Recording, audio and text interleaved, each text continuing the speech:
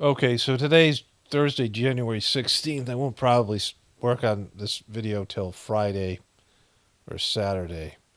I got some stuff to do. I'll probably put this up, God knows when. I have, I think, 3 videos that are already waiting to be made public. So I got to take some days off here.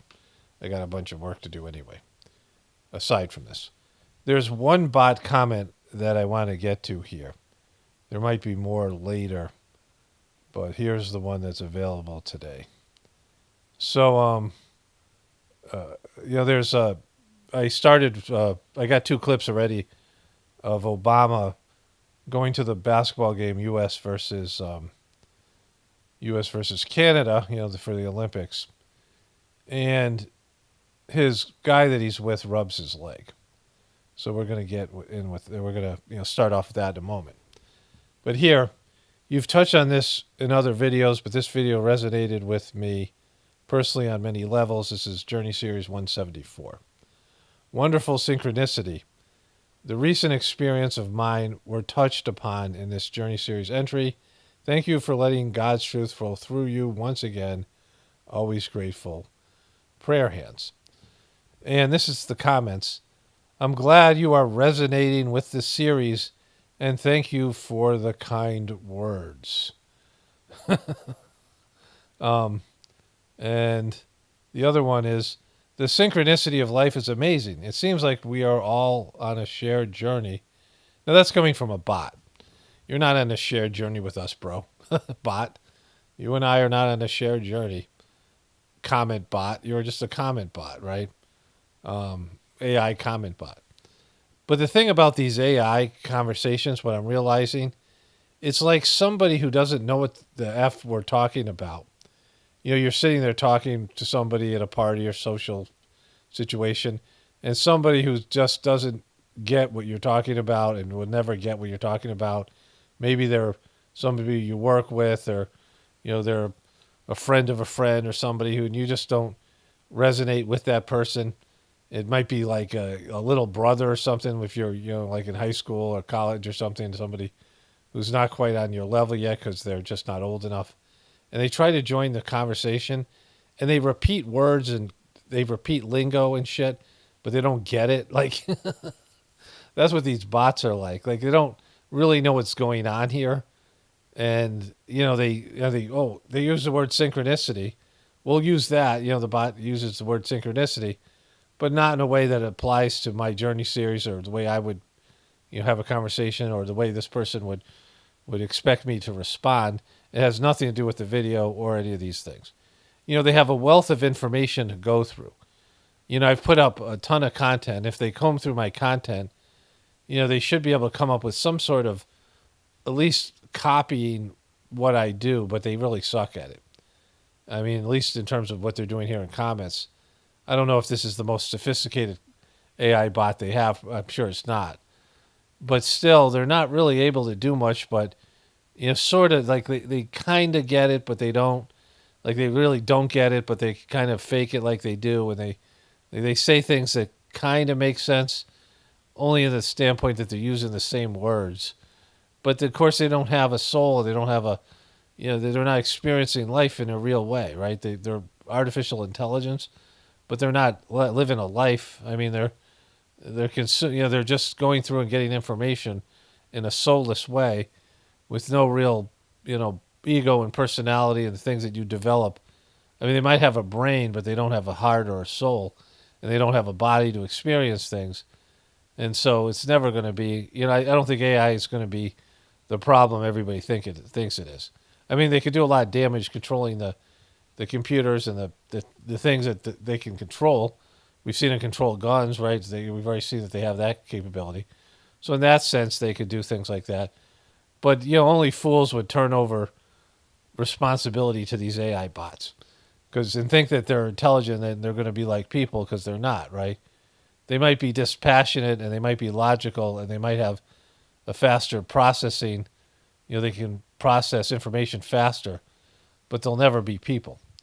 Anyways, let's move on to the Obama stuff here. Okay, so it's Friday, January 17th. I got some stuff to do today, so I'm not going to work much on this rest of this video. But there are some things that I wanted to talk about in terms of the Passion of Christ that came to me in this morning's meditation. And that is, spiritual accomplishments are something that people can see that you've changed. People can see that you've evolved, so like people who know and love you, people who haven't seen you for a while, or people around you. But usually that might unsettle them, especially if you have a good relationship with them. And then all of a sudden you've gone to some different spiritual level. And then that makes them uncomfortable because they want you back the way that you were.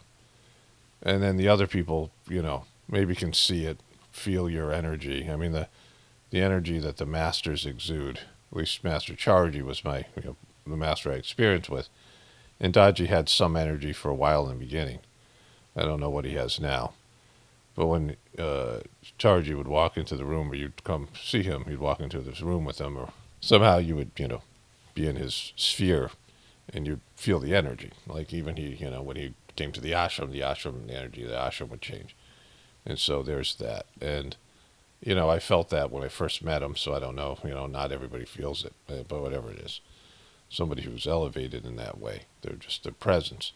And there's other people who are like fake gurus who have a little bit of charisma and that energy. I mean, even if you, like I said, if you're in the, the same area as the president and all the power that goes with that office, you can feel it. Like there's these positions and someone's a coach, or, someone's, a famous person, they have a, they exude energy that's created by a collective of people, the fans and the media and all these things. These people have a, they get some like aura or whatever it is, right? There's some field of energy that exists around them that is created by their, whatever position of power, or, and they have, they're noticeable, right?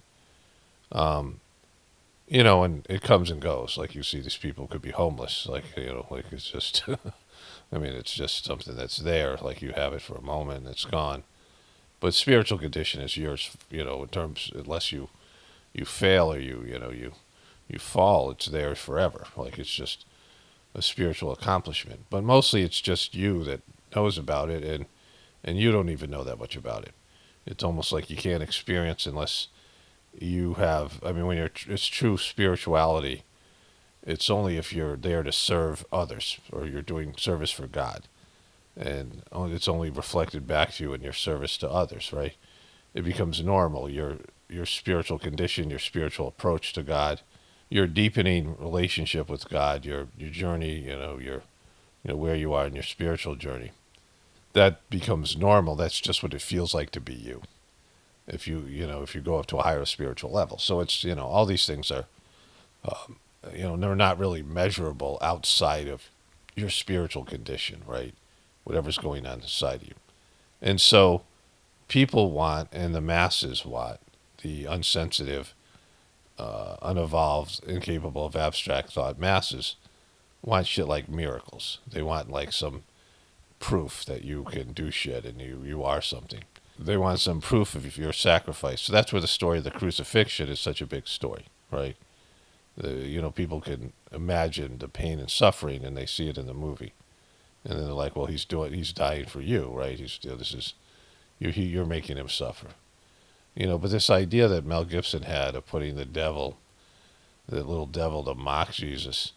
Why do you need a devil if all the people around you are crucifying you? Like all the people that you served, all the people that, I mean, all these people who benefited from Jesus and witnesses, his miracles or whatever it was, and, experienced some benefit from him and were supporting him and believing in him, even down to his own disciples.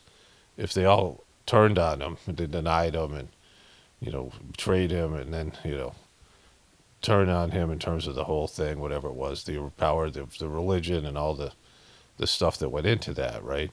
Mel Gibson says he believes in a plan, but if you're, believing that you're a piece of shit sinner and that you can never be anything else, and that you cause the pain and suffering of the one person that like truly loves you and is the only son of God, then why do you need a devil? Like, aren't people bad enough? Like, the devil's mocking them.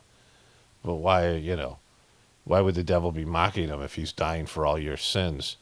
And this is a moment of triumph, right? Like the devil's enjoying his pain, his temporary pain and suffering, but some major transformation has just happened. Now all these people are going to go to heaven because of his suffering. Why would the devil be mocking him, right? It's silly, like the whole thing, especially when he's in so much pain. Why would he give a shit? Like they're beating him and they're whipping him and they're, tacking him up to a cross and they're, spitting on him and all these things. And the devil goes, ha ha, like it's just, you're in so much physical pain that wouldn't even matter. And so, this is where the lowbrow nature of Christianity has, the higher level of teachings that Jesus could provide for people, wherever those might be in the spiritual teachings. And then, telling people, I went here, I went to India, and I did this thing, and, I had this. Because if he didn't do that and he started taking credit for shit that he didn't do, well, that's its own problem, right?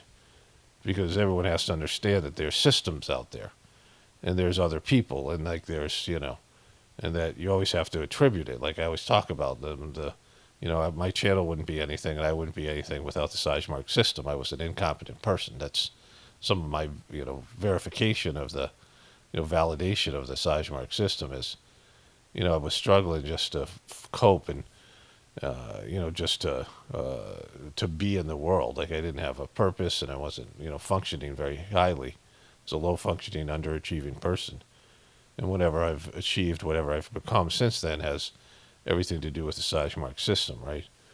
And you have to, give credit to that because if I just said I did it on my own, that would be dishonest and, it'd be, not just in terms of narcissism, but also like it's, that's a state of failure and falling because you're not humbly saying that, without these people and this system and these books and this, whatever the things that contributed to the transformation is, essential. And Jesus went over and learned yoga, some form of yoga, which, he did. I think they call it Kriya Yoga is what people are saying. But if he went to India for his lost years and he came back a different person, well, that would be something where he would have to share that, right? And he probably did. And they've erased that because that would be bad for Christianity, right? That there's, not just one person, but there's many systems and people who've come down and reached some spiritual level. And that it's something that all of us are on the hook to do. And where India is kind of one of the better places for this, India has a lot of issues. But one of the better places is that there's always this knowledge that if you want become a spiritual person, it's available to you. Where the rest of these religions and whatever it is, of course the religion of science is denying the whole thing. But all these religions are saying, no, you're just a piece of shit sinner in one way or another, just like, Christianity, but all of them. And that this isn't available to you and you can't become this. It's just for special people. And they're dismissing your whole purpose, your reason for being as a human being is first become one of those people, like is to evolve spiritually. And so, like I said, it's, it's a lowbrow thing because, people need lowbrow things. Embracing one's higher nature is just not available for people, as an option. Like people don't know they can do that, right? The whole thing about the internalization of God, the commenters who left those comments saying, that people just they can't understand that. It's like such an easy thing to understand, but they just can't. And it isn't something that they're willing to look into because once well, then maybe I should do something about that, right? Oh, you mean God's inside of me? Maybe I should go figure out a way to connect. Yeah, that sounds too hard. I don't know. It sounds like a lot of things I'll have to change then, right? All the things that I'm doing that I don't want God to know about, all the thoughts I'm having. I don't want God to know about these things. All right, let's move on to the next thing here. Okay, let's start here. So Obama comes in, dancing a little bit, sits down here, and his buddy comes down, sits next to him, and puts his hand on his knee. We'll show you that again. And so somebody sent me this on on Instagram. I'm going to show you a video on TikTok now. Today's Thursday, January 16th. It's going to be a while before this video is up. I got 3 videos now that are made and aren't. And here he is doing his dancing, coming in, looking dapper, getting ready to do it. And here he comes in. And boom, there's the knee. Okay, so I looked for other versions of this. So this is Team USA, former U.S. President Barack Obama, courtside. She's misspelled side for the team. Canada-U.S. game. He's so fly. Love seeing him in his element. Best swag president in history, a man of integrity, intelligence, dignity, and seriousness. Now, this one does come in from a different angle, but this person certainly isn't trying to show you this because of, there he goes. He puts his hand on his knee there, much clearer. I just don't think that's doctored. I don't think that's deep faked. And so here he comes in, he's doing the dance.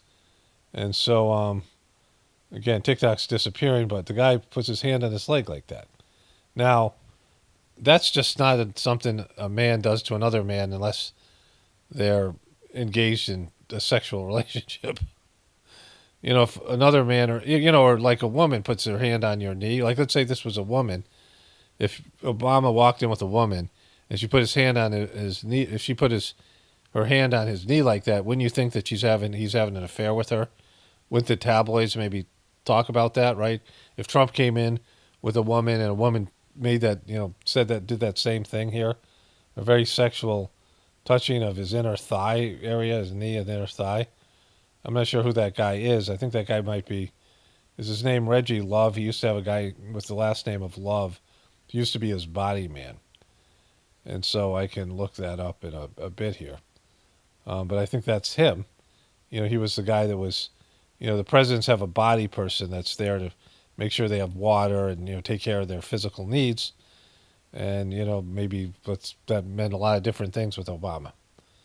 And so, so that happened, right? Look, there it is. Boom. Okay, so, that, he had admitted somewhere to having some sexual relationships with men. I forget where that was. I covered that a while ago. And, now there's this. Okay, so I got a bunch of things to get to. So this, let me just show you this thing here. The photo that's become a symbol of hope amid LA's devastating wildfires. This Malibu neighborhood was just about entirely wiped out, yet amid the rubble, a lone bright blue Volkswagen van from the 1970s somehow remains virtually untouched. It's such a hopeful thing. All right, so if you guys probably all know this by now, this Truth or thing that's happened. Where's the big picture of it? That, when in the Hawaii, the houses with blue roofs, or the houses that were painted blue, somehow didn't get hit by the laser or whatever it was. I think that was what the theory was, right? And, we have to remember now, things have changed in the last 4 years or so. I don't know how long it's been. Where the truth community, where they started talking about fake news and truther narratives, and the truth community as a whole started to be taken seriously, right? And so anything that feeds narratives like this thing, like this. Now, what would you think happened here? You would think that this van was driven here after the fire and just sat here, because the tires would have melted. I mean, despite everything else, the heat that's generated, when you're surrounded by forest fires, your tires smell, and people die, they get cooked in their cars. You could be on a road driving through a forest fire and people are like getting cooked because it's, 500, 600 degrees or whatever. The tires would melt, there'd be smoke, there'd be some kind of damage here, regardless of the blue color. Because even if this was laser generated fire, whatever that theory was about those homes in Hawaii, the heat is still the heat, right? For whatever reason, it doesn't make the van fireproof. It doesn't make the van, whatever it is. So if there's a fire that wipes out this whole area, the heat alone, this thing looks like it's in pristine condition. It's some old, redone Volkswagen van from the 70s. And so this is just silly. But the fact that it's blue is going to drive the truth community nuts, which they keep on doing now. They're aware of you. They're aware of the truth community. They're aware of the narratives. And they feed these narratives because, that's what they do. It doesn't, your narratives no longer have any, people are going to have these ideas and they're no longer really a threat. Like they've dealt with the truth community because everything is just not believable anymore. You really can't believe anything, especially now with the deep fake stuff. And so that's where they have this thing at now, where, nothing is believable. Okay, so this happened. Today's Saturday, January 18th. Here they are together, Kamala, and this is Blinken, the neocon. I believe his name is Anthony Blinken. I don't know, maybe not. I don't care. It doesn't matter what difference does it make. But it's a weird name. So this happened. Thank you. Folks, credit for this, Mr. President, you or Trump? Is that a joke? Look, she's looking all smug, like, whatever. So Israel fucked Biden.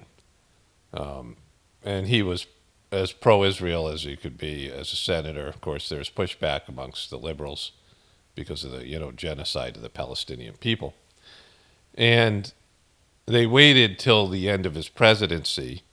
And so I'm not sure, they could have waited till the day after and done a ceasefire deal, which, the whole thing is going to play out now under Trump either way. And it looks like, this is a pro-Trump move. Trump, of course, is going to take credit for it, right? They could have done it before, the election, for example, which would have helped Kamala. They love Trump, though. So, Kamala's married to a Jewish guy, so in a way that, and he would be all those things. But they chose to wait till, like, days before Trump was sworn in. And, there's always going to be credit. Joe Biden and Trump are the same kind of guy. They both need credit and all these things. Both are, braggers and the rest of it. I should say, going back to the blue van thing, I'm at a point where, it's not like I just don't care because that's been prevalent. Like at some point I realized that we weren't going to change a thing in terms of the collapse of our civilization. We weren't going to bring justice about. We weren't going to do anything but bring things to light. And now you have to be somebody with discernment and like wisdom and, clarity. And you have to have some sort of, detachment from, I listened to a little bit more of the Joe Rogan podcast with Mel Gibson. It's kind of interesting. And Mel Gibson reminds me of my brother, like very much have the same energy and talks in big explosive type things and storytelling and things like that, right? But he was all in on the Shroud of Turin, right? Which I covered in an earlier, video. And it gets to, his belief in evolution and, he thinks the world and the history of humans is only like 9,000 years old. And so Joe Rogan asks him about carbon dating and he says, well, I don't believe in carbon dating is accurate, right? And Joe Rogan or this guy, this teammate there or whatever said, well, that's convenient, right? But, he believes in the Shroud of Turin because he wants to believe in Jesus. And he's a very tortured person, right? He admits to his addictions and all these things. I re-listened to a little bit of the phone call between him and that Russian prostitute he married. Remember that? Where he's just really angry and threatening her and she would provide him with oral sex or something. And like there's a whole thing. And he talks about how she left his wife, the wife who had like given him like 7 kids or whatever. But he's a tortured person, makes a lot of bad decisions, very gross, mentally ill, mentally unstable. But, he doesn't believe in carbon dating and things that, don't support his beliefs. And he believes in things that support the Shroud of Turin, right, to date that, right? He believes in it if it says, "Oh yeah, this is this is like a." He believes that some kind of light was emitted by Jesus, like he went nuclear, like subatomic particles or whatever, to burn it that whatever it is, right? And that's how people are. People are looking things to support their worldview. We all do it to some extent. And wherever you are as a truther, people who are, a little bit on the farther into the truth stuff than you are unhinged. They're crazy. They're nuts. And people who are less than you are sheeples. Like that's how it works. Everybody's on their own spectrum or scale. And for me, it's like I don't. If I remain detached, and I see that there's so much, there's so much disinformation out there. There's so much wishful thinking. There's so much people wanting to support their own worldview, and nobody really wants to change their minds. They go on a, whatever it might be. And so I don't, it's all, like I said, it's all a show to me, and it becomes more and more of that, right?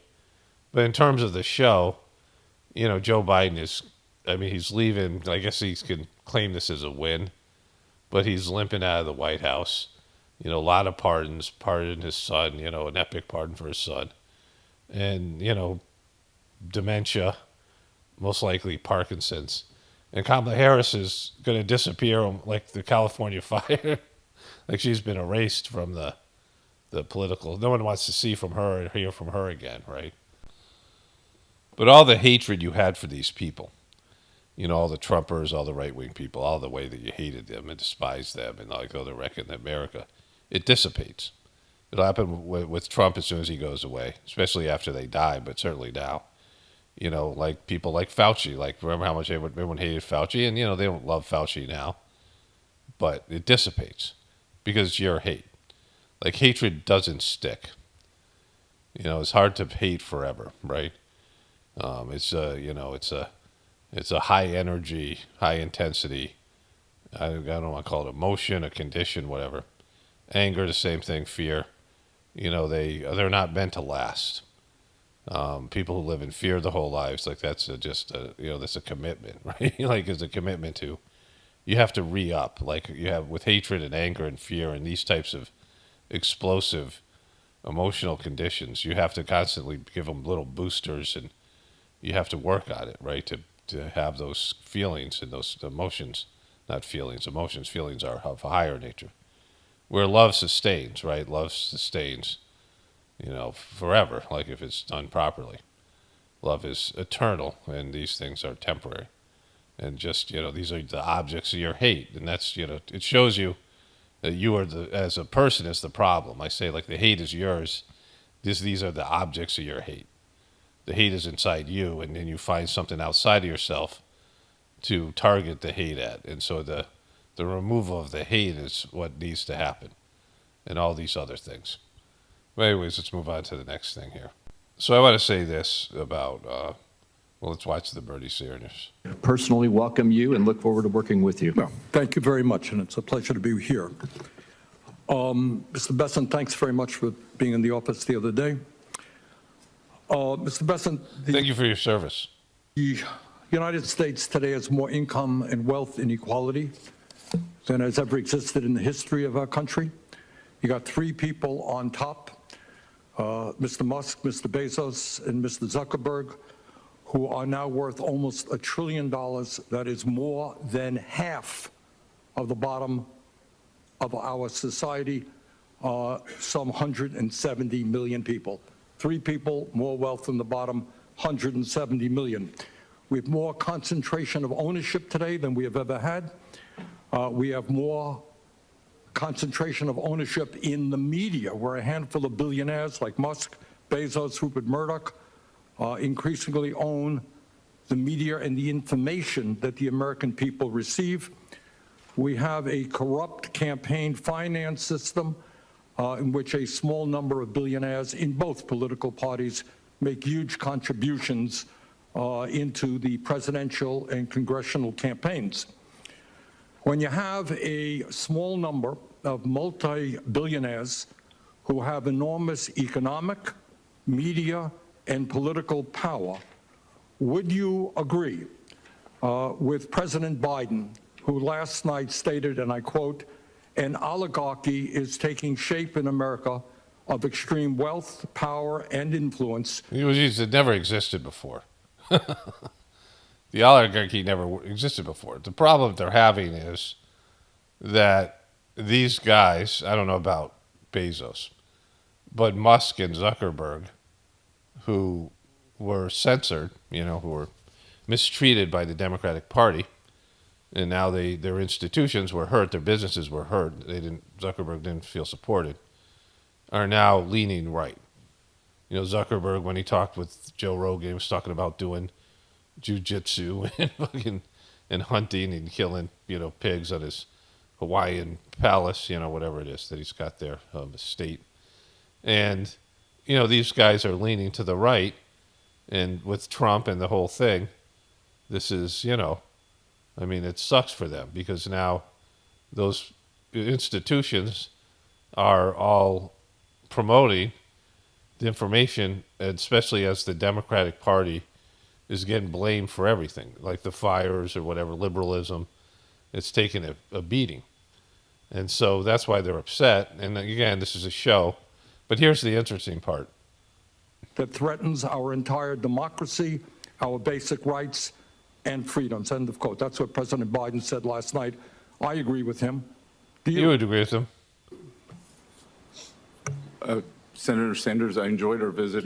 Talk a little bit closer into the mic. I enjoyed our visit, and I hope you got my follow-up materials on the discussions, my previous writings on the tariffs and China. And look, the three billionaires who you listed that all made the money themselves.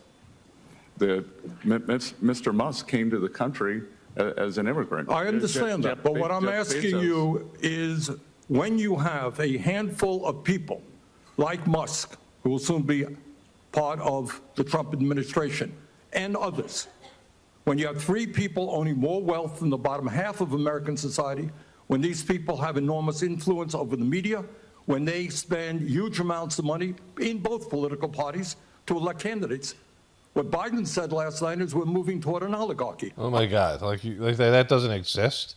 Rich people have suddenly discovered that they have power in politics, and they can buy politicians. Like, what are you talking about, Bernie? Right? Come on, Bernie. I'm asking you that question. Do you think, forget how they made their money, do you think that when so few people have so much wealth and so much economic and political power, that is an oligarchic form of society? Well, I would note that President Biden gave the Presidential Medal of Freedom to two people who I think would qualify for his oligarchs. So this is not a condemnation of any one individual. I'm just asking you, would so few people have so much wealth and power, do you think that is an oligarchic form of society? Senator, I think it depends on the ability to move up and down the income. No, that's not really the answer. I mean, even if you had that mobility, no matter who those individuals might be. All right, but let me ask you another question. So the title of this video is Scott Besson brings up George Soros, which is who he's referring to. We saw the Medal of Freedom. George Soros' son. I guess Soros is dead, right? The thing about it is George Soros was, so like a Alex Jones creation, right-wing truthers, Hubies, people were Republicans, and Soros was the devil and blamed for so much, right? And now with Trump, the truther narratives have made it into mainstream media and now the government at various levels. And they're embracing these narratives, but they do it in such a shitty way. Like, it's not real truther stuff. Like, by the time it gets to this kind of a thing, I don't know if he's going to name Soros by name here. But, by the time it gets to these people, it's already been wrecked. Now, it was never really a good narrative.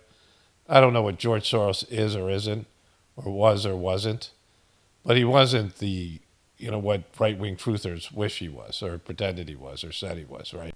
he's just a name and a face and that they can give to the evil. Joe Rogan and Mel Gibson were talking about evil. And they were like, well, the stuff with they're talking about Fauci and RFK Jr.'s book about Fauci, but not RFK being pro genocide in Israel and the Palestinian people, or him cheating on his wives, right? Like they feel like they're on the side of good, which everybody feels like, but really it's an internal battle. Isn't what political party is, isn't who you root for, isn't like you're gonna have people you like and identify with, you're gonna have people you don't like, and there's gonna be people that like you want to demonize, like George Soros, and it's all just fabricated, right? It's not real. But in all that, right, they have this thing here. Right now in America, we have over 22 million workers who are making less than $15 an hour, and nearly 40 million people in our country earning less than $17 an hour. Shamefully, the federal minimum wage, despite the efforts of myself and other people here, have not been raised since 2009 and remains an unbelievable. It's the system, Bertie. You can't. It's the if you want to get rid of the economic system, great, but there's no backup plan. So this is the nature of the system. Like it is the most wealth-driven system in the world, right? That's why people come to America, because they can start off with nothing and become rich. But it is. I mean, it is a place where there's always going to be poverty if you have ultra-wealthy people, right? It's the nature of the debt-based economic system. Like you got to get rid of the whole system. Like just silly stuff here. $7.25 an hour. Will you work with those of us who want to raise the federal minimum wage to a living wage to take millions of Americans out of poverty? Senator, I believe that the minimum wage is more of Okay, so he doesn't mention Soros by name. This kind of a little bit misleading title, but he did mean Soros because that was the people who got the medical freedom. There's another billionaire, I forget who it was. But it was all rich people. Like it was all rich and successful people. We saw who it was, right? Magic Johnson was worth hundreds of millions of dollars. He's made a lot of good business decisions. He's got a whole empire there, right? That was somebody. That woman, whatever her name is, the fashion. There's 3 or 4 fashion people there who are all, worth some hundreds of millions, right? I mean, they're all the Clintons, all the people who are given awards were rich, right? Like George Soros' son was there, or whatever, and then there was apparently another billionaire. But they're all wealthy. Like this is what comes with this type of success, right? But everyone wants a straw man. They want to, and it's been given in the truth community. But by the time the truth community narratives get to the mainstream, George Soros was never a good narrative. It's just, like there's a name that has to be there. Remember Glenn Beck when he had his show, he was like popular. He was like ripping off Alex Jones' stuff, but in a dickish way. Like he was making it even worse than the shill Alex Jones. Like it's just, it's not real true stuff. It's just looking for somebody else to blame for your problems. Like that's what this is all about. Like people just want to blame somebody else for their miserable lives, and the fact that they can't make it, or they're like they're not whatever they are, like whatever you feel like you are personally, a failure, or like somehow the system's rigged against you. And on an economic level, if you want to make money, you can make money. If money is your goal, on some level, like stupid people become rich.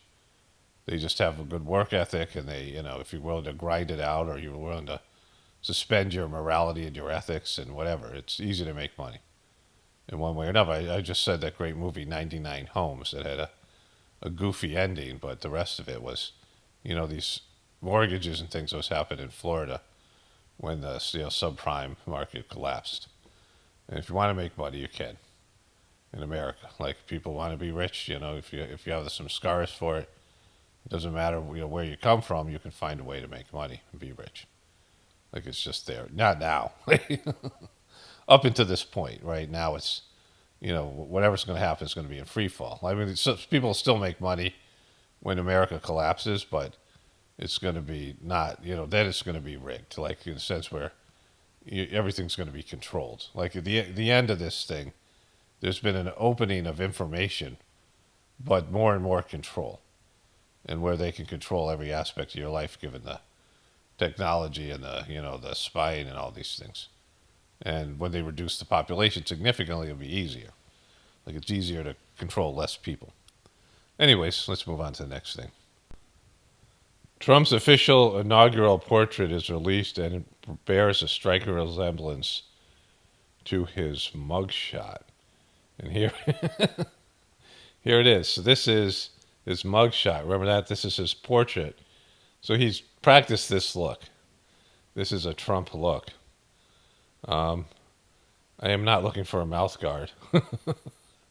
They got that one wrong. I have not said anything about that, and now that I have, I'll be getting more ads for it. But there he is, right? Is there bigger ones here? There's that creepy MNFer. And so there he is. There, this is his old one with a smile. All right, so that's interesting. Remember the New York Post? Let me see if I still have it here. Okay, so this is the New York Post. Does it have the date on it here? It is Thursday, November 16, 2022. So halfway through his banishment. And the New York Post, which is very right-wing, very pro-Trump, they went set in on him, right? Don, who couldn't build a wall, had a great fall.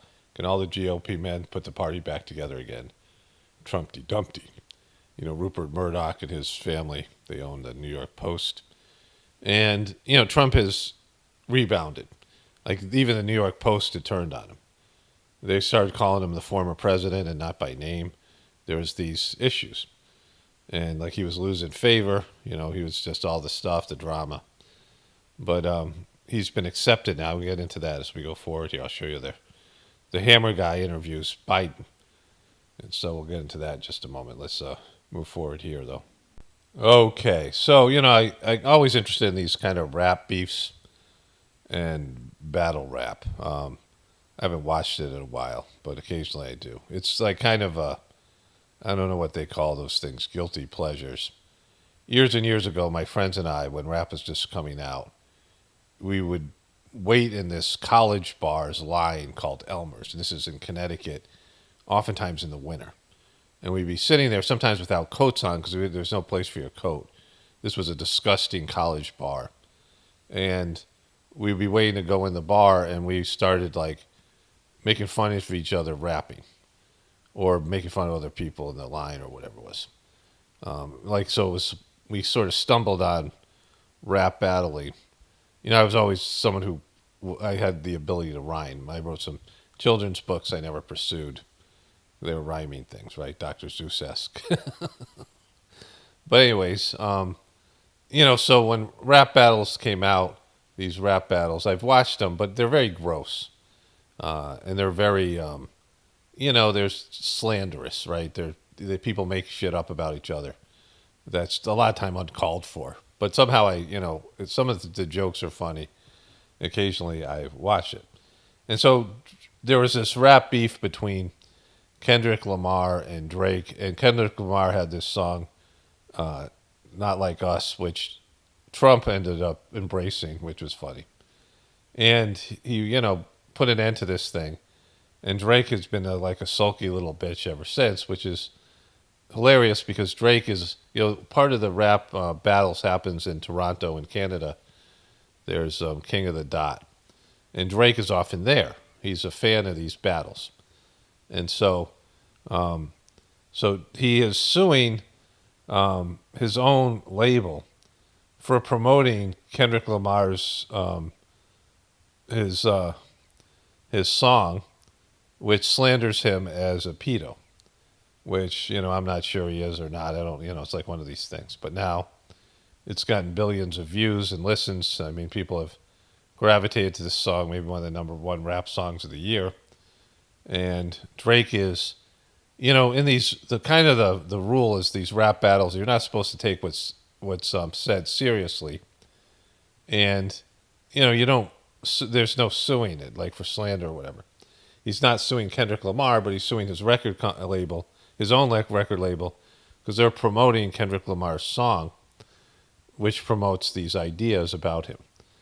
And he also got into it with with the Toronto Raptors, the former player for them, and I can't remember his name. Let's see if it's in the title. DeMar DeRozan. DeMar DeRozan was he got traded, but he didn't want to leave Toronto. He was one of the few NBA stars who loved Toronto. He was friends with Drake, but he appeared in the Kendrick Lamar video because he's originally from L.A. and the neighborhood Kendrick Lamar. He was also cool with him. And Drake, after a Toronto Raptors game, said that if they retired DeMar DeRozan's jersey, he would rip it out of the rafters. He would, this kind of thing. He was just being really petty. Apparently, he's outed LeBron as cheating or something. And so the guy's imploded from this rap battle. I mean, whatever this show thing is, whatever humiliation thing is, whatever. But, I've never seen something where someone imploded from a song, right? If you're a public figure, you're going to take this stuff's going to come to you. It's going to come to you just if you're on the internet, right? Everyone's had somebody say something to them or about them on the internet in some way, shape, or form that has been upsetting, right? And at some point, you can become numb to it, and you should as a celebrity, where you're like, what difference does it make what people think about me, right? And once you get to that stage, it becomes a lot easier on you, that you don't worry about what other people think about you, no matter if it's the worst stuff in the world, because, you can't control that. And people are, it's like the people who turned on Jesus, right? They'll turn on you. Like, I'm fully aware of that anybody can turn on you at any time. And we've seen it, right? People who were, married and in love and just, thought the world of the other person, and now they hated each other. I mean, these things happen. We know this. We've all experienced it. We've all seen it. And so, what other people think about you is not what's important. What's important is what you think about yourself. Like what you feel about your path, and, you feel good about what you're doing on a deeper level, not some superficial bullshit where you look in the mirror and you tell yourself how beautiful you are, like some, the Wicked Witch or the Wicked Stepmother in Snow White, these things, mirror, mirror on the wall, right? It's when you look at yourself and you're like, oh, I'm a piece of shit. I'm going to have to do better, right? Like if you confront your own negative thoughts, you confront your own, the evil inside of you, the negative part of you, that's the ego, the potential demon, and you embrace the soul within. It's what I talk about here quite regularly. And that's all it's important, that you feel like you're moving forward and that you're working towards being a better person, or a more spiritual person, a person that's being spiritual is embracing your soul and minimizing your ego. And if you're not doing that, then you're going to feel bad about yourself. It's just because there's going to be something that always feels off. If you're not embracing your soul's path, you're not connected with your soul, and you're going against your purpose. Your soul has a purpose for you in your life, and your soul has a reason for your existence. And if you don't find out what that is, you don't help and facilitate that journey, then you're always going to feel a little bit insecure, like, oh, what am I doing? I'm wasting my life. Like, if people who are congruent with their souls, it's a totally different life. And, I know the difference because for the first 29 years of my life, I wasn't congruent with my soul, unaware of it, detached. I mean, I guess when I was a little kid, sure, but as I got older in my teen years, and then when I started doing the Sizemore system, my life got better.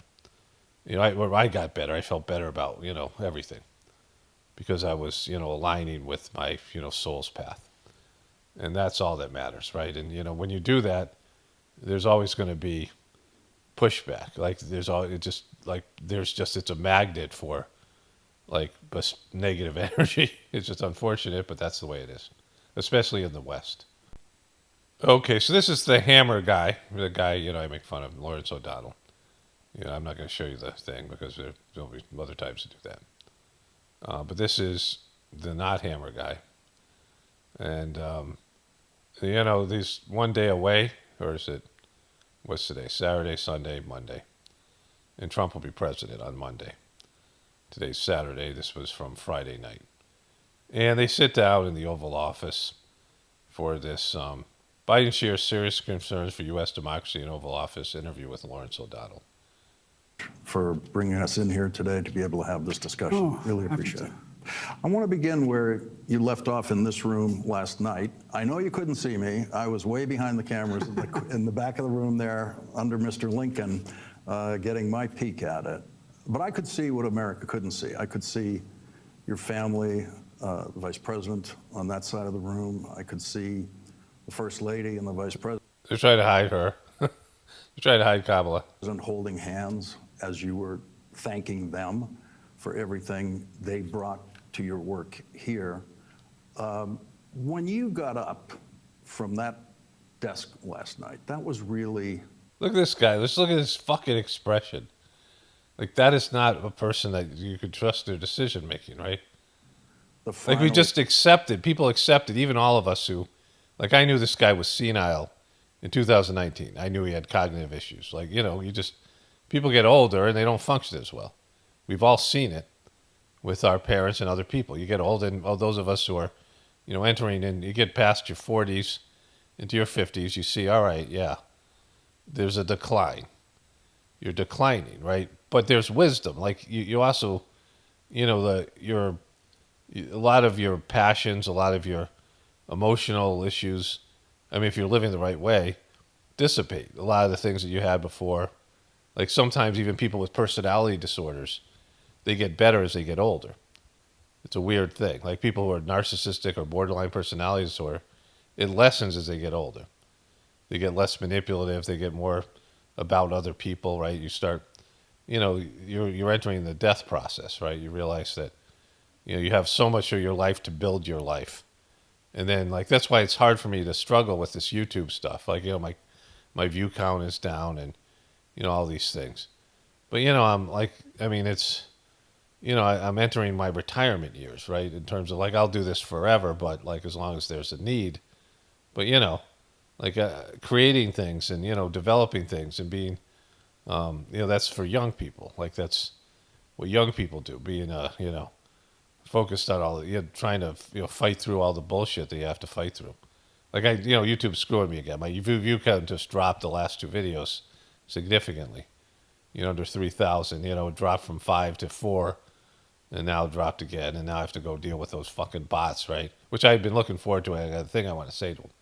Like, I have to do that every once in a while so they don't, you know, totally disregard my channel. And I said this, you know, in January, they don't need you anymore, right? Because there's, you know, there's less advertising dollars to go around. And so, let me just take a look at this message here. But anyways, you know, we've just accepted that this is okay. Like, you know, even if we talk about it, like this is what, oh, we can have a senile president. Like they pulled it off with Reagan. We now know a guy can have full dementia and be president for 4 years and the country doesn't get destroyed.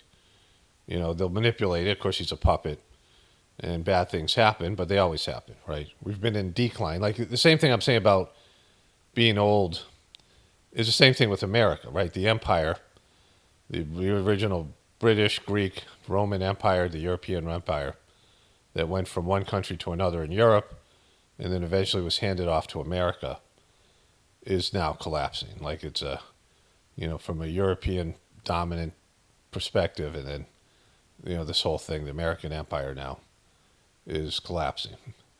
Big public moment in a 50-year political career. Yeah, that's how long. You had to do the cross. You've served in. It's almost like he's dead. Like he's some like you see like in a movie where they wake up the corpse. There's a good scene in that movie called Dungeons and Dragons. It's actually kind of an entertaining movie. Chris Pine, which I enjoyed. It's kind of funny, but they have to wake up these corpses, and they can ask them 4 questions, right? And if they ask them, you know, they have to, you know, be clear about their questions or whatever. But, you know, these corpses get awoken and they speak, like, you know, every once in a while. That's what he like Crypt Keeper. Yeah, they call him the Crypt Keeper bullet, right? Government longer than any person who's ever served in this job. What did that feel like at the end of that speech? I don't know. Can you repeat the question? I don't know. I don't get aware of it. So, like, that's not a badge of honor. I mean, it's just he started off young, 29, as a senator, and his whole career was in D.C. You were pushed out of the room as people were surrounding you, hugging you, and as that emotion was filling the room. But was there a sense of the release of a burden getting up from that desk? No, but there was a sense that of serious concern. You've known me a long time. I really am concerned about. It's my word as a Biden. Like, what Bidens are known as truth tellers? Who's the Biden that we can say that there's a Biden history of being truthers, right? Of people who tell the truth. But like he says this shit, right? How fragile democracy is. That sounds frazzled. But I mean, I really am concerned because you've heard me say it 100 times. I really think we're at an inflection point in history here. We're unrelated to any particular leader. Things are going to change drastically. And it occurs every 5 or 6 generations. And it usually is generated by technology, usually generated by, I mean, for example, if Gutenberg didn't invent the printing press, how that would Europe ever gotten united in any way to understand what each country is thinking? I mean, it's like that with technology. It sounds stupid, but it really matters. And what I realize is that, look, I got involved, I didn't think about it this way, but I got involved in public life because of the abuse of power. I mean, my dad would say, you know, the greatest sin of all is the abuse of power. Oh, my God. The greatest sin of all, his dad. Bring up your dad again. Your dad's been like a corpse for like 50 years. You know, this thing that they keep on pushing here, this is like, you know, reference to Trump and the MAGA Republicans or whatever. It's been accepted. Trump has been accepted. He was considered an outsider, but he built his own party. He's built the party of Trump. And Trump is like as dangerous a person as possible to be in this job. I mean, in terms of like the system needs to collapse, and it's going to collapse with or without Trump, right? But Trump and these people he has around him, Elon Musk and all these people who, you know, people are like, oh, they're closer to what I believe in the truth community, but they're not. They're not like you. They're not like us. They're not, you know, we're not like each other, right? There's no, you know, kind of, I mean, it's all relative to a spectrum of what people do in terms of engaging with the facts, you know, the truth as it is in its purest form, right?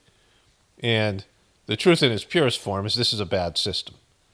I mean, in terms of the political aspect, it's a system that's taken us in the wrong direction, which I think everyone kind of knows about, but they think it can be tweaked or fixed or whatever, if this guy gets in or that guy. But Trump was rejected his first term. He was an outsider. He was rejected by the Republican Party, by the media, Fox News, and everybody else. And he didn't have anybody. Like, he didn't have a party. Like, when he was talking to Joe Rogan about how you can't win as an independent because you won't be able to get any votes.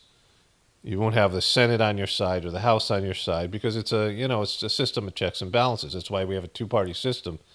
Until you would have multiple people, you'd have to get, on every level of government, even on local level, you'd have to get a third party to have representation on all of those levels of government. And that would be really impossible. It's not just like electing a third-party candidate.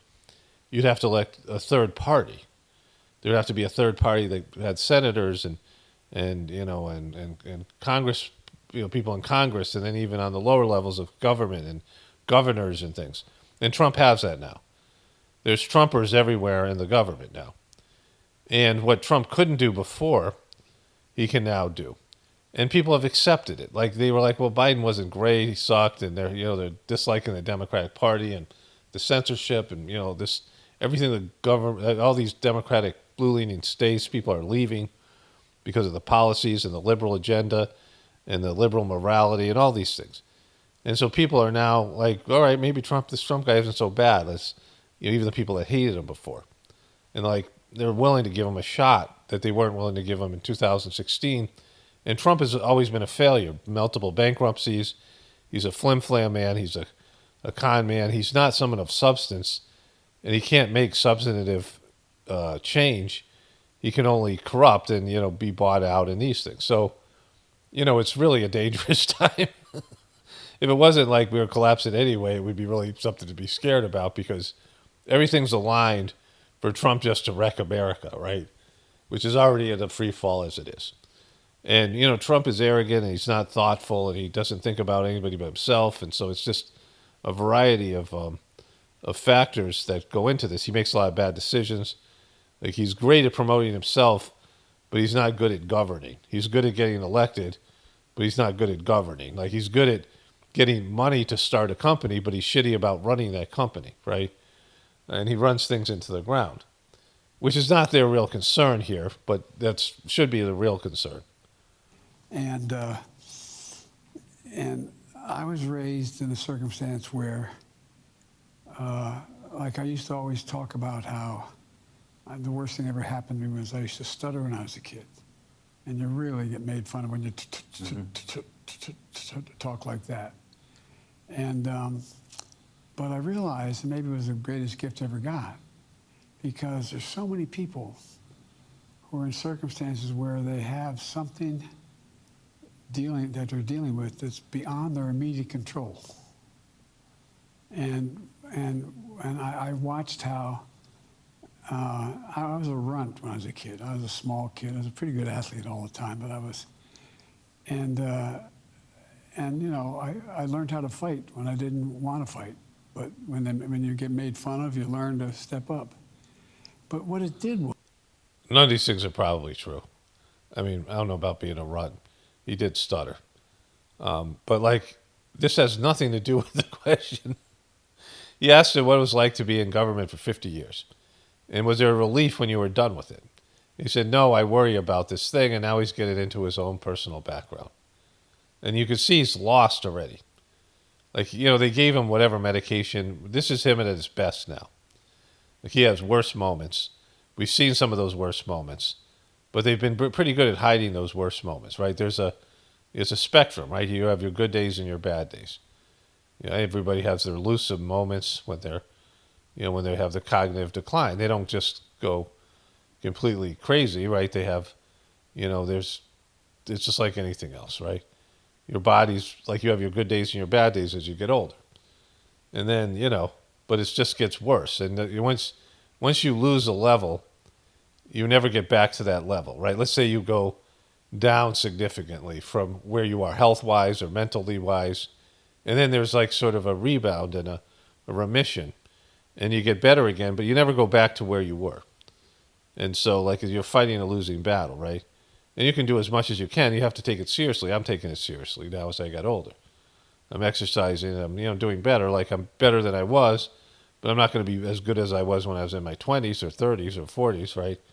And so, I'm better than I was in my 50s because I was a, low point in my life and just I was worn out. But I've invested in, supplements and exercise and, I'm just up in my level of commitment to my health and these things, right? But, it's like I said, it's a losing battle. It made me realize that there's so damn many bullies around. And I now extrapolate that all the way to democracy. The reason for all the safeguards out there is, in a very trite way to say it, keep the bullies from taking advantage of everybody else. They're basic guardrails. I mean, when you wanted to challenge that guy to a push-up contest or you call that guy fat, like Joe Biden's clearly, a bully. I mean, him and Trump are very similar. But just the whole thing, like the weird smile and the whole... And I think that this concentration of enormous wealth and power in a circumstance where everything's changing. And the biggest thing that's changing is how we communicate with one another. I mean, all kidding aside, did you ever think at the point where... See, he tried to censor the internet, and he lost. They got it done, but now it's opened back up. I looked at Facebook this morning, and all of a sudden all these truthers that hadn't been posting are posting again. They're allowing all this content that wasn't, there was a time where it was like the Wild West out here. And you could say whatever you wanted to say, and community guidelines were almost never enforced. I didn't know of anybody who got a community guideline strike. Copyright issues was something different, but they've kind of resolved that. But on YouTube, these videos were just put out there. I don't know what YouTube's going to do, if they're just going to open it up. But I know that Facebook is now, it's open season. And they're all pissed off because it hurt their business and it was unconstitutional and illegal. And Joe Biden had his people swearing at Mark Zuckerberg. Again, not that Zuckerberg, again, they're all sucky, but Zuckerberg, this whole meta thing. But now it's opened back up. There's been a resistance to it. He tried to squash, he violated the First Amendment, and it didn't work. They've tried to push back. And it's still, there's no solution in the, it's still like, all we can do is take the system down. That we can't fix it, right? I've said this over and over again. The system cannot be made whole. It cannot be made divine. Everything has its shelf life. Everything has its time. And our empire, the American empire certainly, and the global empire, is going to collapse to whatever extent that is. I don't know how much is going to remain. I don't know how it's going to be. What all of it, right? But the lies are collapsing. That's what we're doing here. The lies and the construct, and people like this, and programs like this, mainstream media are falling apart. They no longer have any, they're no longer what people consider the authority. They've lost their authority, right? You weren't sure who the editors were? Who's out there saying, no, you can't print that? You can't say it's not true. It's like, and when the and when people aren't participating in paying their fair share, I have no problem with people making millions. Okay, so he raised a valid point, which I said this initially years ago, and I realized it's about myself. I didn't have an editor, and I didn't have people above me or whatever who would look at this and say, are you sure you should say that, or that you can't say that, or whatever. And that's been the problem on the internet. You have people who are not trained as journalists, who don't have ethics, and don't care if they're lying because they're so emotionally upset that it's changing the facts to fit your feelings. It's really changing the facts to fit your emotions. And people feel like, oh, these are bad, evil people. So if we make up stuff about these bad, evil people, it's okay because they're bad, evil people. And so there's just a lack of integrity on the internet, and there's no system of control. And people can say whatever they want to say. And so what has to happen is people have to get better at discernment, and that's not happened. People are getting worse at it. The real problem here is what I've always said. It's not my solution. It's the Saj Marg teachings that I've been lucky enough to come across, that you don't change the system or the external part of your world. You change yourself.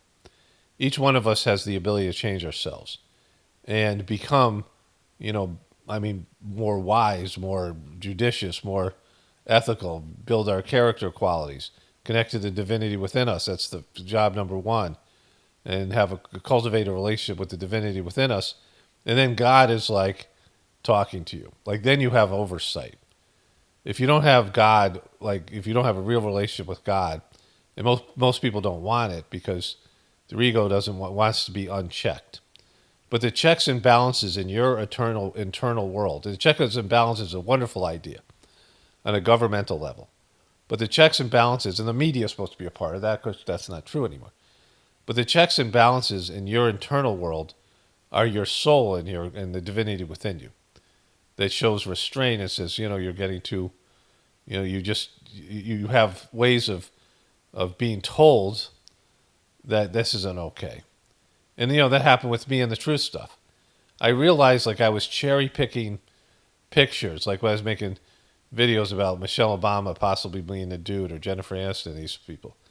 And I wasn't being fair in the sense that I was only picking those pictures that made them look more manly. And so that's not, that's me gaming the evidence to represent the point of view that I want to put out there. And so I said, this isn't cool. Like, I need to be better at this. And I had to verbalize both sides and at least understand other people's side and make a clear distinction between what's speculation and all these things. And now for that is that it's all just disinformation. And it's up to each person to find the truth. Right? But, he's whining about and what the mainstream media is whining about here about not having editors and not having some system of clarity within the media. They lost that ability when they started to put out propaganda. And the government started to use the CIA, and the government started to putting pieces together and writing them like news stories. And once they stopped, having any kind of having a sort of adversarial relationship between the media and the government, which we see with Joe Biden, the guy was senile, and they refused to say it, and they're refusing to say it now. The guy's been, obviously has some kind of mental breakdown in 2019 or before, and he's deteriorated for 4 years, and they're refusing, like they talked about for a little bit when they wanted to get rid of him, but now they forgot all about that, right? And so when you create that kind of level of what do they call it, like yellow journalism or whatever it is, where it's just there's a blending between the powers, the corporate powers, and the government, and there's no journalistic integrity, then you have people just saying, all right, we got to take the truth into our own hands. And now with the internet, this is what you have. And you have to live with your failure. Like, you failed. We didn't fail. You failed, right? And so whatever's this mess is that is the alternative media is of your own creation. If you guys did proper journalism and you told the truth as a politician, then there would be no need for what we have now in the internet, because people would believe in you and trust in you. When you lost trust and faith, it opened up the whole thing that we have now. Millions of dollars? For God's sake, pay your fair share. And taxes and participation. And so I don't know. I just think. Now, he's got lots of money, and his son is facing tax evasion charges. He's pardoned his son for tax evasion.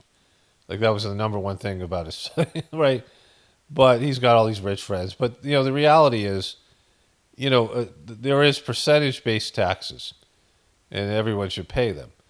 But if you were a multimillionaire, let's say you were worth $50 million, and you had to pay 45% of your income, let's say you're making, $5 million a year, and you had to pay $2.5 million in taxes every year, for what? Like, what are you getting out of that, right? I mean, yeah, you're benefiting from the system, but you're benefiting from the economic system, not the government that throws the money away. And, these guys laundering money through the Ukraine, these other places. Things are at a point where it's awful hard to. I've had 4 of your colleagues the last 4 years tell me they're worried they're going to be real serious players like you, not you, but your colleagues. But serious players like you, not like a bub like you. Worried about whether or not they're going to be held accountable for telling the truth. When the hell's that ever happened in America? Never, because they're not telling the truth. Well, back when journalists used to tell the truth, it happened all the time. But not now. What are you talking about? Like, this is just petty stuff that Trump might want revenge on these people. That's what you're making reference to. I mean, a long time. So I guess what I'm worried about is that the thing that keeps it on track are the guardrails. There's a Supreme Court that's independent, but accountable. There's a Okay, so we get your idea. Let's move forward, see if he falls apart more as it goes on. position. Well, wait a minute. Where the hell I go? You know, they've lost over 670,000 people. I mean, either wounded or dead. Brought in the Chinese, the North Koreans. They're losing big time too. It doesn't mean they're going to lose everything, but it means they're not going to be able to have the kind of win he thought. When I sat down with him in Sweden, I guess it was in... Let's talk about Putin. This war has galvanized Putin's strength in Russia. No one's talking about an uprising in Russia. And they feel, this is a victory for Russia. The way they thought this was going to go, they thought this was going to be another Afghanistan where they could break the Russian government through this war. And the opposite has happened. And now Trump is going to come in and the Ukraine thing is done. Right? Like that support for that. And then he's a big Ukrainian guy because he was getting money from his son there. He was in charge of Ukraine under his vice president. He was in charge of that $1 billion that he was going to withhold if they didn't get rid of that corrupt prosecutor. That whole video and all that shit. The media refers to cover that. And now, like, that's fucked. Like, his whole legacy, he's going to go down in failure as, whatever happens with Trump, right? People will be like, well, Biden wasn't so bad because Trump sucks worse now or whatever. But, like, he'll still go down as a failure. And at some point, people are going to be like, remember how that guy was, like, senile? Right? That's going to, he didn't run for a reason because he wasn't mentally up to the challenge. Let's move forward here. He used to get a little bit emotional here, looks like. Well, I'm getting all... But my okay, good. He has a little gaffe here. Why? How do you do that? So, for example, that's why I worked so damn hard to get the CHIPS and Science Act done. It brought in billions of dollars in investment, billions. Now, the problem is, it's only now starting to see it because it takes time to get it done. But the point is, and we ended up bringing $1 trillion off the sidelines, not just there, but an investment. I was absolutely convinced, give the people half a shot at a job where they can make a decent living and you can't deny them the opportunity to form a union to get a good wage. For example, I'm getting all... But my point is, I was never bought on to the notion, if the only way... So like, this is him at his best. He's well rested. There's no pressure on him. And they, let him do this interview. And, he's not competent mentally, right? He rambles on and he just doesn't have any sort of sense of, awareness of like how far he's gone and what he's saying and how it is received on the other end, right? He's almost impossible to listen to. In 2021, to grow the economy was significantly increase unemployment in order to take control of what we're talking about in terms of inflation. Where the hell are we? What happens? But people are now we got a lot of work to do yet, but people are now having faith in we can do these things. We can build these cars, we can do that. And people are investing in it.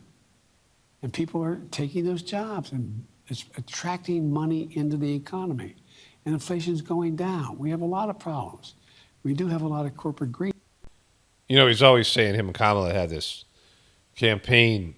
When they had to deal with the inflation part, they decided to say they were price gouging.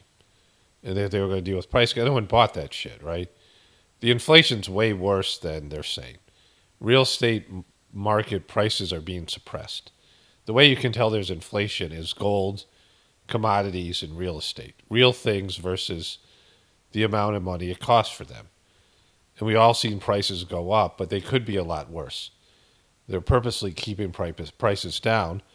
At some point, and it probably is going to fall on Trump, that the prices are going to be, doubled or tripled. And then people are going to freak out because they're not going to be able to buy food. It's going to be a whole thing, right? And, it's because of the COVID thing. But before that, it's because the economy should have collapsed years ago. The debt is out of whack. And, of course, you can't live like we're living in the national debt clock, which must be at well over $30 trillion now, right? Just crossed 30 trillion or whatever it was. It's probably at 32 or 36 or right there. It's going to be at 40 before you know it, right? $50 trillion in debt. and counting. And then all the unfunded liabilities. I show you that every once in a while. And that shows you that, it's the debt-based usury system has run its course, right? Greed still out there in terms of everything from what we do with the basic needs of American people, from eggs to butter to bread to gasoline. But we're also dealing with that. But it seems to me, I don't know how we can be the leader in terms of our national security if we're not also one of the wealthiest countries in the world. Yeah, you can't, and we're not going to be. Like, America's going to fall. We're already fallen. Let's wrap this thing up here. And I told him we were going to help. And I said, but Bibi, I said, you can't be carpet bombing these communities. And he said to me, well, you did it. You carpet bombed, not his exact words, but you carpet bombed Berlin. You dropped a nuclear weapon. You killed thousands of innocent people because you had to in order to win a war. I said, but that's why we came up with the UN. Okay, Jesus Christ. Now, World War II, it is whatever it is. But what they're talking about is fighting a military. Israel is not fighting a military. So I don't know how accurate this conversation is. But carpet bombing people like what we did in Iraq, in Fallujah, and killing civilians, and the whole nuclear bomb thing, all these things, right? This show of power. But America has done it, and so has Israel, and so has all these other countries that have the ability to bully some other country, right? I mean, if he was talking about getting rid of bullies, then he would have stopped the amount of Palestinian children, which is, I think, around above 20,000 kids who have been killed in Palestine, and Israel annexing that part of there. What should have been called Palestine, and once was called Palestine, is now in Israel possession. Is occupied by Israel. New deals by which what we would do relative to civilians and military. So he was comparing 21st century war tactics, battle tactics, with World War II. Well, what he was really doing is he was going after me for saying you can't indiscriminately bomb civilian areas, even if the bad guys are there. Even if the bad guys are there, you can't take out 2, 10, 12, 1,500 people, innocent people, in order to get the one bad guy. And he made a legitimate argument. His perspective said, look, these are the guys that kill my people. These are the guys that are all over in these tunnels. Nobody had any idea the miles of tunnels are down there. It's amazing what they built. And they're sometimes there's 200 feet under the ground. The only way to get to them is take out the places where they were under which they got to the tunnels. And so thousands of kids were killed. Again, Hamas is an Israeli asset. Right, let's wrap this one up here at the end. See how this thing ends here. Clean Air Act. Mm-hmm. And Nixon won my state by only 60%, about 60% of the vote, and I won by 3,100 votes. And I made 3,800 votes. And everybody say, what's the secret? What's the secret? No, because it's a logical thing. Every new candidate, right. What did you figure out? How'd you do that? You're the first guy to win. And I said, you got to figure out what's worth losing over. What's worth losing over? Don't figure that out. You should get in another business. Go make money. Do something else. But I think it's important. And nothing noble about this. I've never proposed something or did something that I believe is a mistake. I made mistakes, but that I believe was a mistake just to stay in office. And so I said, come on, bro. Nobody believes that.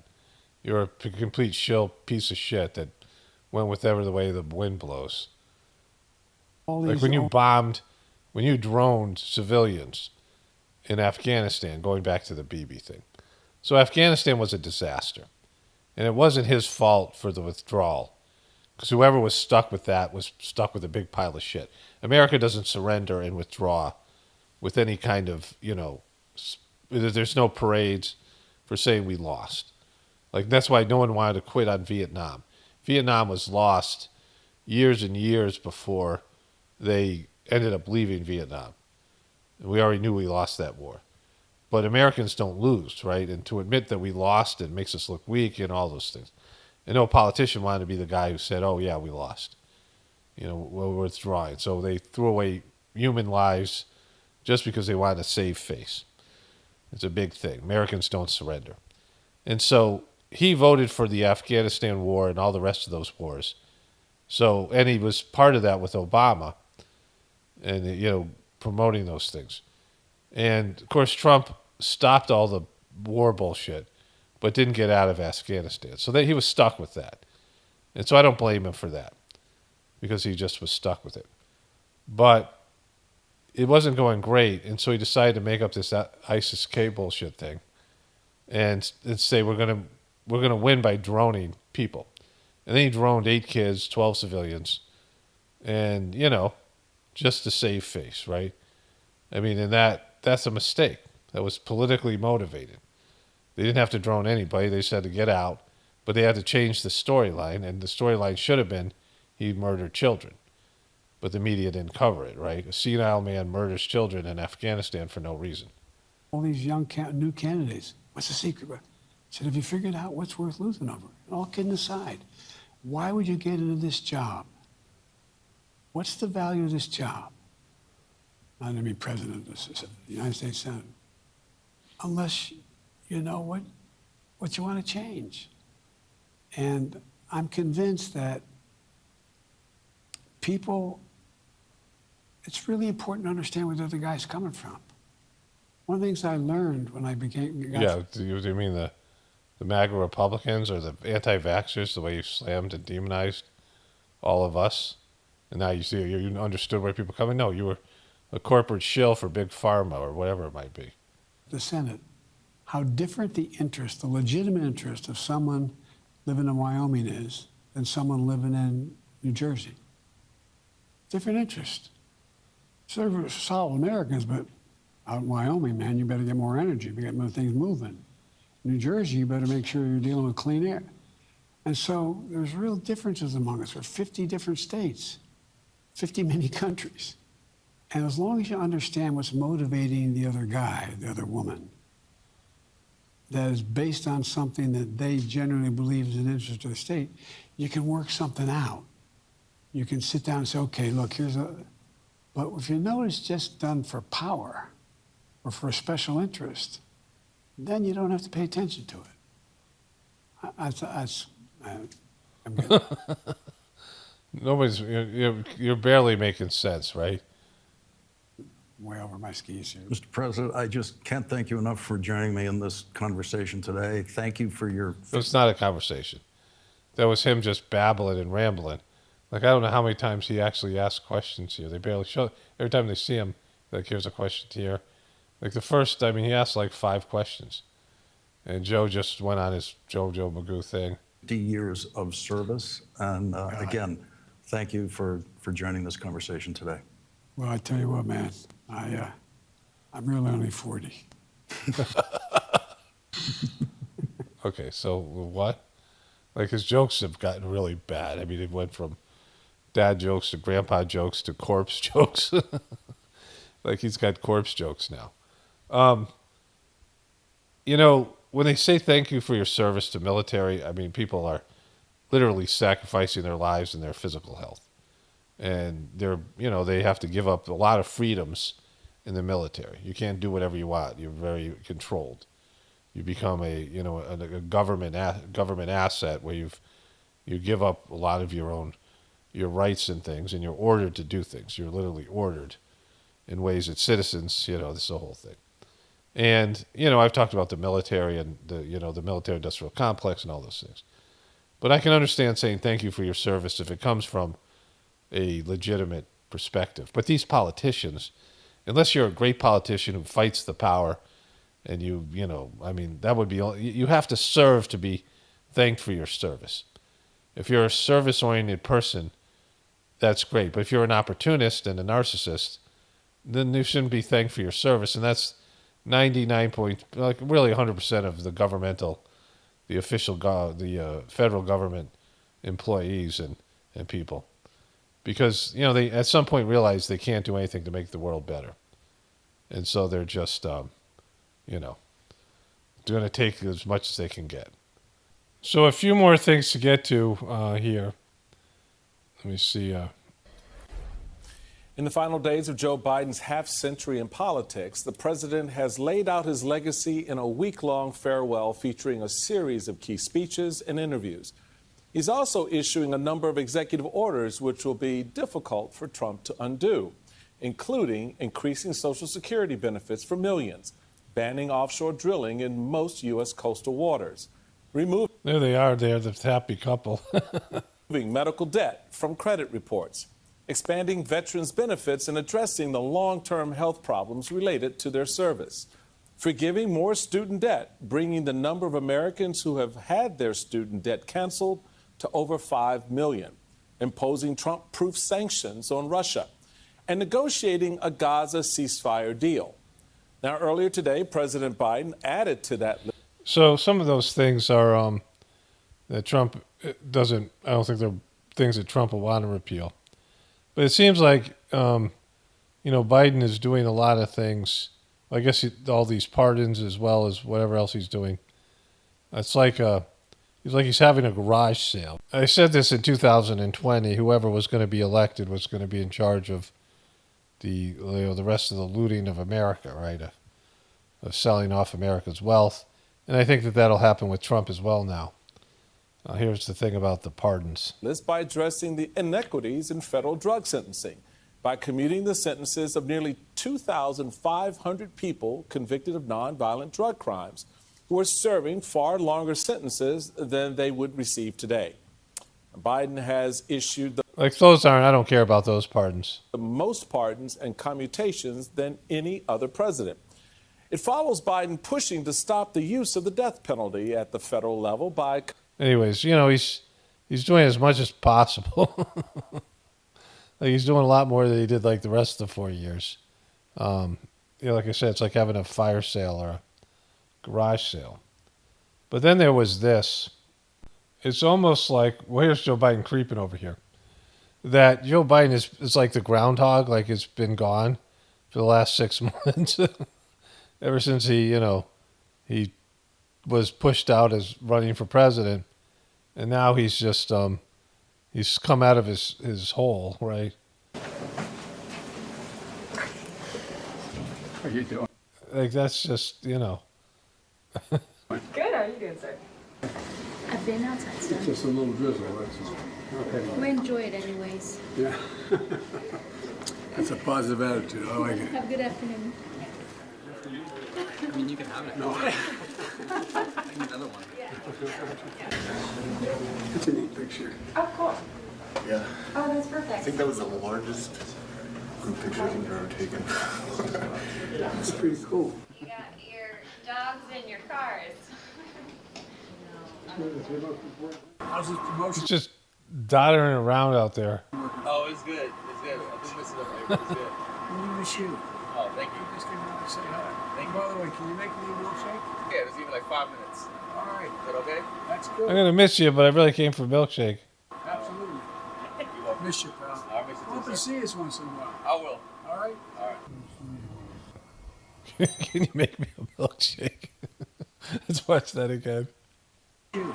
Oh, thank you. Just came out to say hi. Thank you. By the way, can you make me a milkshake? Yeah, even like 5 minutes. All right. Is that okay? This guy's your plumber. He's not even your cook. You just asking random people, hey, are you the milkshake guy? You're the milkshake. Yeah, I think you're the milkshake guy, right? That's good. Absolutely. You're welcome. Miss you, pal. I'll miss you Hope too, to sir. see us once in a while. I will. All right? Where?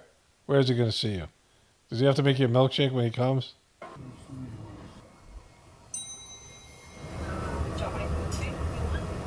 On it, sir. So that's not the same. He's trying to get his milkshake, but it's not the real. Oh, that's cute. Look at my grandson. Look at this with this probably this cheap ass. He got his creeper mullet here, cheap ass milkshake. Yeah. It's self-turning 30, isn't it? Yeah, Yes, sir. 22. Thank you, Mr. President. Thank you. Yes, sir. Him and his stupid James jokes. So that's it for Joe Biden. He's on his way out. Only spirituality will save this world. It's Paul Romano, definitely important for the apocalypse and the ascension.